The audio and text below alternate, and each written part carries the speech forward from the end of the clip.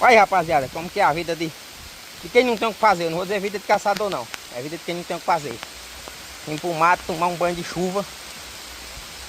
E estamos chegando nas motos para ir embora. Com nó, porque numa chuva dessa, como é que o cara pega algum bicho? Tatu espirrou, a cor bem rasinha, não dava para puxar, fomos inventar de cavar. Tatu espirrou e foi embora. E agora estamos chegando na moto para ir embora também. E a chuva tá batendo doído no lombo. Bora cuidar. JC, esquece na vida sofrida, hein? Tô para abandonar essa vida de caçador. Ah, se eu pego o cabo que fez essa vida de caçador para eu dar uma surra nele. Eita! Aí até o celular agora quase que eu derrubei. Cuida!